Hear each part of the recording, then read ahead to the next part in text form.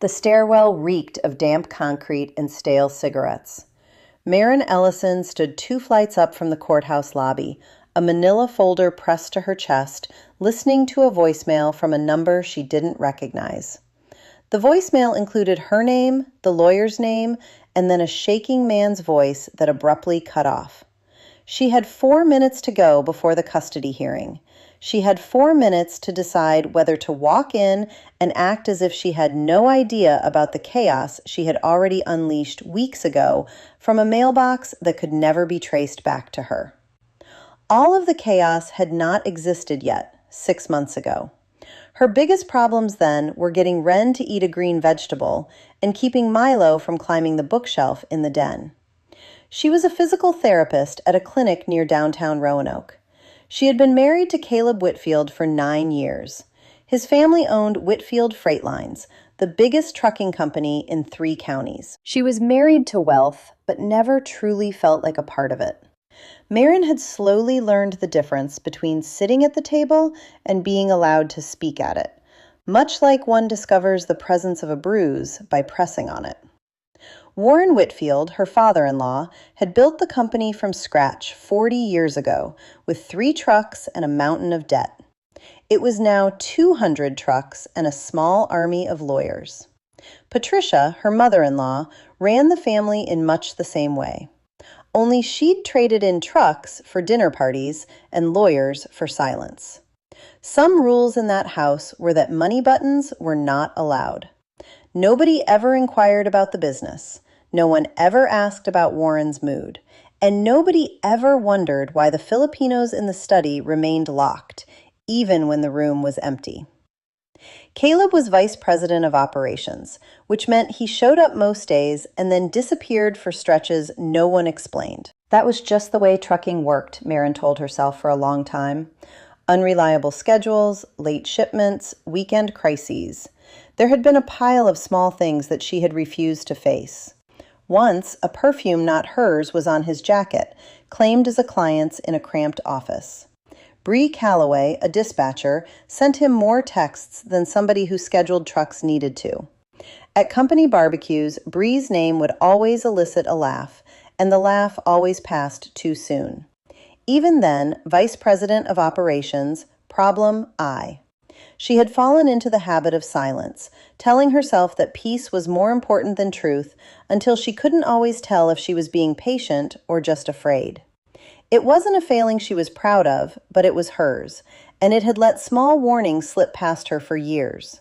By March, Marin stopped making excuses for any of it. She'd had to process an expense report for him, something he passed off to her maybe twice a year, whenever his assistant was out sick. He spent 2 nights in a hotel that was 40 minutes away from a delivery route he wasn't even scheduled for that week. She said nothing. She filled out the check request as she always did, put it in an envelope, and sat at the kitchen table listening to the hum of the refrigerator as if it were the only honest thing left in the house. No fight, no scene. It was not a decision, but an old instinct that had seen her through years of small humiliations at that family's table. Instead, she opened a savings account at a bank 2 towns over, a bank Caleb had never once mentioned or used. At lunch, she would begin quietly applying for physical therapy openings in Richmond, using her maiden name again, more out of habit than any strategy. At the bottom of Ren's old diaper bag, in a spiral notebook no one would think to look through, she began writing down dates, names, and little details that didn't mean anything now, but might later dot the dinner. In April, on a Sunday, was where things finally went south. Patricia had made her pot roast, the one that she made when she wanted the table to look like nothing was wrong. It wasn't until much later that Marin found out Patricia had been serving that same recipe for 30 years straight without ever asking anyone if they liked it. But that detail is besides the point. But she did think about it more than she would have expected. Dana, Caleb's older sister, ran the HR for the company and generally avoided work talk at home. Not that night. Warren, did legal ever wrap up the Miller thing? Dana asked, picking up the rolls, not looking up at her. Insurance people keep calling my office for the 3rd time this month. The room was familiar with its surroundings, but faced a problem. its own existence. Warren's fork halted halfway to his mouth. Patricia's voice was quick and light, the voice she used to smooth over anything sharp before it could cut anyone. "We don't do business at the table, Dana, you know that." "I'm just doing science. If it's closed, Decision Build will tell them that it is." There was an edge to Dana's casual delivery, as if she'd raised the issue before and been told to let it go. "Dana." Warren spoke her name again, this time in a low and final tone. Dot. Dana did not butter the roll. He put it down and said nothing more. The talk moved on to Milo's swim lessons as if nothing had happened. Caleb reached for the pot roast and asked Patricia, "Have you got any more gravy?" Nobody looked at Marin, which she realized later was the whole point of it. She wasn't part of the conversation. She was never meant to be part of anything that counted in that house, Dot, but she'd heard it. Sunday was washing. She kept turning the words over quietly for days after, like a person keeps testing a sore tooth with their tongue, knowing that it's only going to hurt, Dot. While Caleb was away at a conference, she found the drawer in his home office when she was looking for tape. Hidden under a stack of old tax returns was a thin folder, held together only by a rubber band and habit. A 5-year-old settlement agreement and a name she'd never heard before were inside it. Thomas Miller. A dollar figure big enough to make her sit down right there on the floor, the carpet scratchy under her knees, the kind that leaves marks. A non-disclosure agreement. Signed. The document was dated the same week Caleb informed her about a difficult client and his inability to discuss work. She did not know yet what had happened to Thomas Miller. Her hands froze above the paper, as they always did when a patient complained of pain in a place she had not expected to hear about. Whoever he was, someone had buried him carefully. Her family had done the burying, but she continued setting the table. She kept asking Caleb about his day.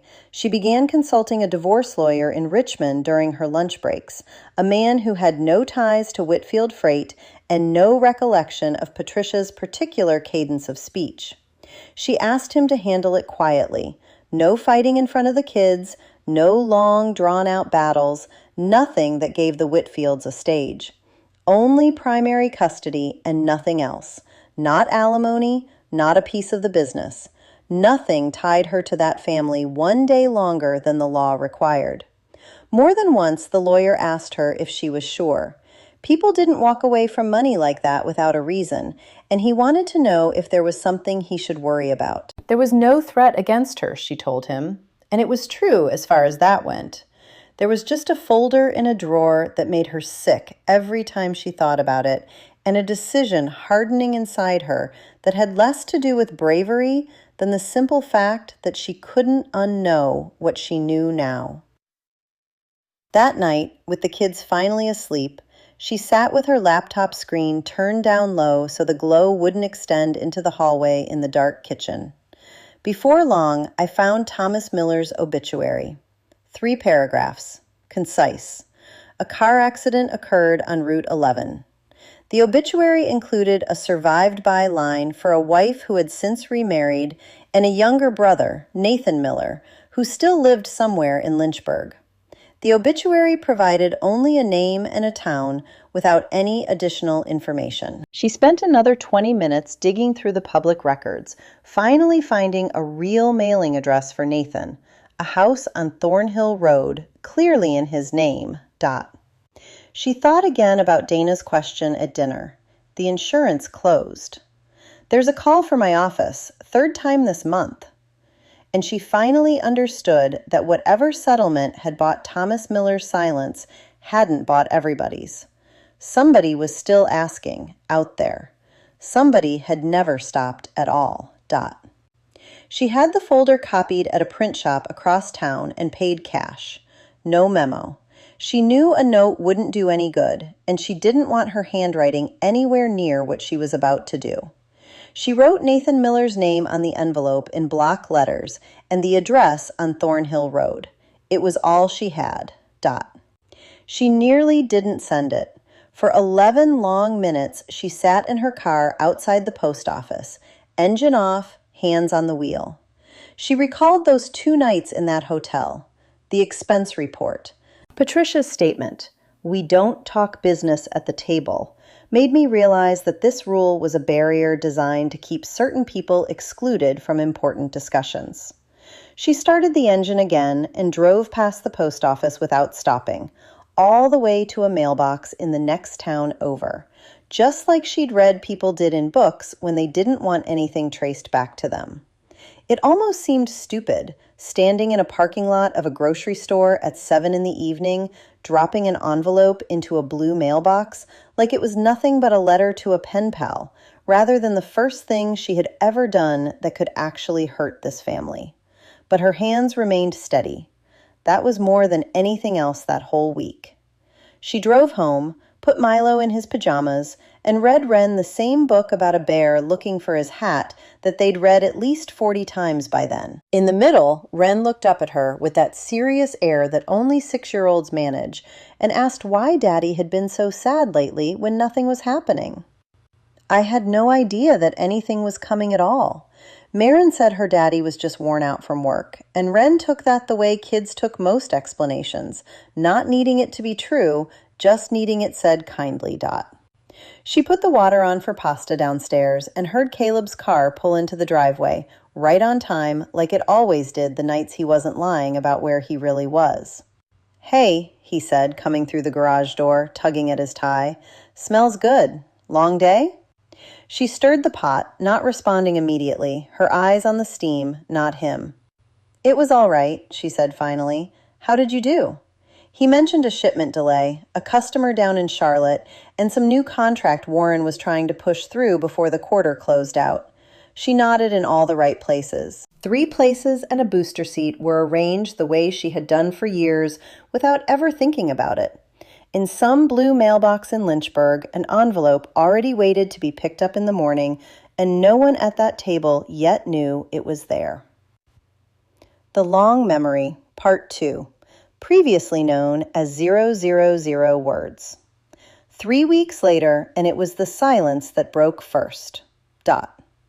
Marin was on her lunch break at the Richmond Clinic where she'd just started, a building that smelled like rubbing alcohol and hallways and didn't remind her of anything from before, when she pulled up a Roanoke news site out of a habit she hadn't quite managed to kill. The headline about remarriage and retention sat at the top, as if waiting for her. A local man asks again about the 2019 fatal crash with a Whitfield freight truck. She read it in the break room, a fluorescent light humming overhead, the microwave clock blinking 12:04 on repeat, nobody resetting it, her sandwich getting warm on the counter. Nathan Miller had gone to the paper himself. He had been sent the settlement documents by an anonymous source he would not name, he told the reporter, and spent 3 weeks having a lawyer of his own confirm they were the real deal before he picked up the phone to call a journalist. The article quoted him verbatim. "A truck with faulty brakes remained on the road for 2 months after an inspector reported the problem, leading to my brother's death.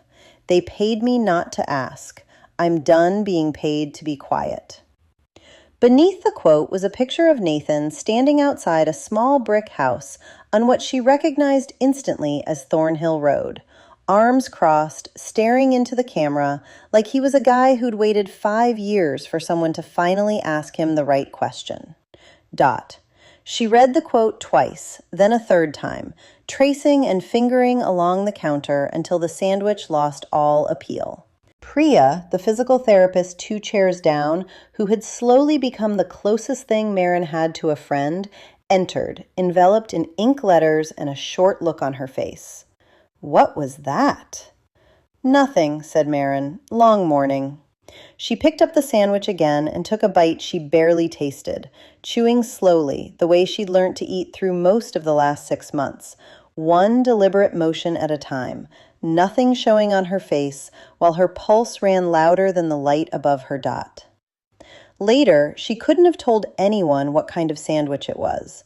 She only remembered that she never finished it, and that the microwave clock in the break room was wrong for the rest of the year. For some reason, that detail stuck with her the longest, long after the headline itself had faded.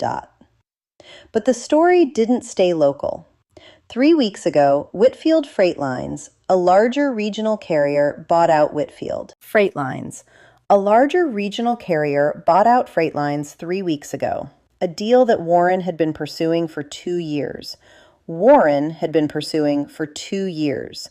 By a larger regional carrier, a deal, Warren had been chasing for 2 years, the sort that would have allowed him to retire with his name still painted on the trucks and a number attached to it he could brag about at the country club for the rest of his life. The thesaurus's daddy was already poring over 5 years of maintenance logs and had found the same inspection report that Nathan Miller now held in his hands, the one warning of bad brakes on a truck that had run for 2 more months after the warning. The deal was off within a week. Within 2 days, the buyer's lawyers weren't even returning Warren's calls. Priya did not communicate that information to Marin. This was the first time Caleb had called her directly since the divorce papers were filed, which is how she knew. She was in the school pickup line, the booster seat in the back empty of Milo, and the line of cars in front of her inching forward, and she saw his name flash across her screen 3 times before she finally picked up. "Did you know?" His voice was downstairs, and she remembered something worn thin in the few weeks. "About the truck, about Nathan Miller. I found some papers in a drawer once," she said, looking at the doors of the school. "I didn't know what that meant, Somebody sent him that file, Marin. Somebody with access to my house." There was a pause long enough for Marin to hear him breathing on the other end. "Was you?" She did not answer that. She saw Wren go through the doors, backpack sliding off one shoulder, through the windscreen, and thought, absurdly, that the most important phone call of her marriage was taking place in a pickup line next to a minivan and a woman eating a granola bar. "I've got to go," she said, and hung up before Charlotte could respond.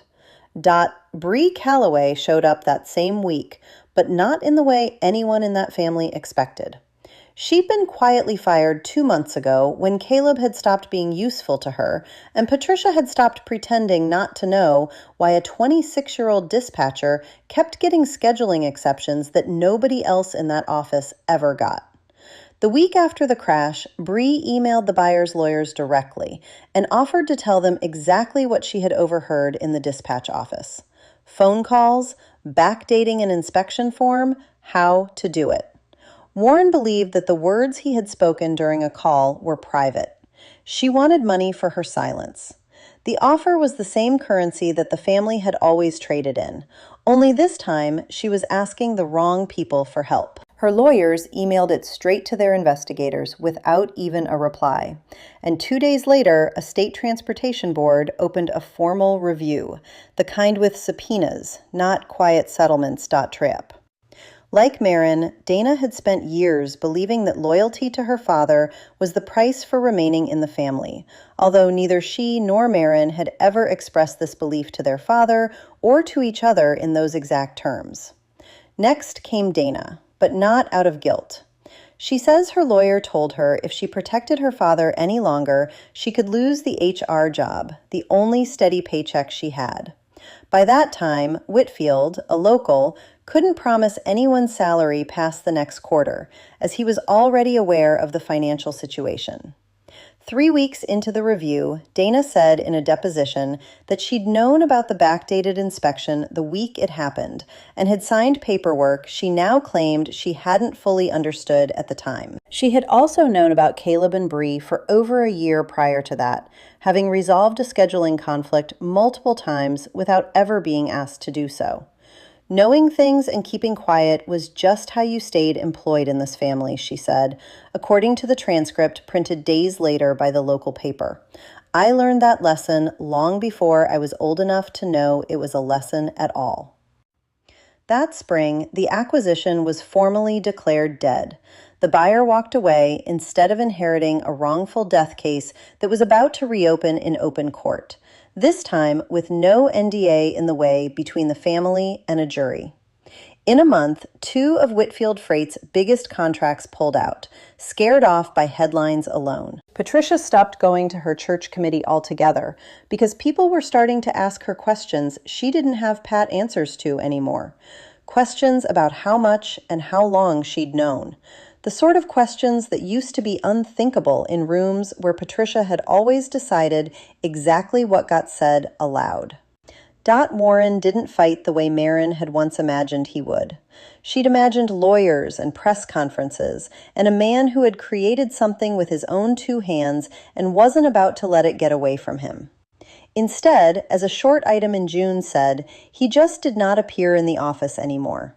The trucks kept rolling, fewer each week, until the name on the doors no longer meant what it once meant to anyone who saw it pass by. Then, one night in late June, Caleb called again.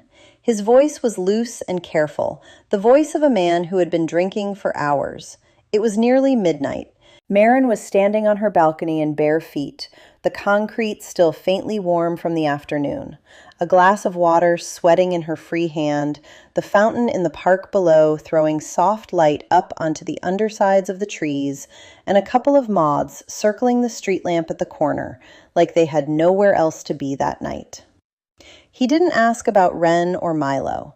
He asked why she'd done it and what he'd done to deserve a wife who would let an entire family fall apart just to make a point, his voice cracking somewhere in the middle of the sentence, like even he didn't quite know what he was accusing her of anymore. "I didn't do anything to your family," she said softly, looking down at the water. "I sent one man a copy of something that he had every right to see. Everything after that was just people finally telling the truth, some of them for the first time in 5 years. That's not something I did to you, Caleb. That's just something that happened." To that, he had no reply. She hung up gently, like you close the door on a room you're not planning to return to, and she never saw him again. That summer, the following fall, and even Wren's birthday passed without a text, which surprised her far less than she had anticipated. That in September, a brief notice appeared in the Roanoke paper. The state had completed its review. Whitfield Freight was fined, 2 managers were transferred for further investigation, and finally the stretch of Route 11 where Thomas Miller had died was approved for the safety upgrade that had been requested and denied twice before his crash ever occurred. Last paragraph. Nathan Miller. "It wasn't justice, exactly," he said, but it was the first time in 5 years that an official had said his brother's name out loud and acknowledged that what happened to him never had to occur. Marin herself found the notice, scrolling through the paper out of habit while Milo ate cereal beside her. Nobody had sent it to her this time. Nobody had warned her it was coming. She read that last paragraph, standing on her kitchen counter on a Tuesday morning, coffee going cold in her hand, and allowed herself to feel something close to peace for the first time in almost a year. She instructed no one to inform them.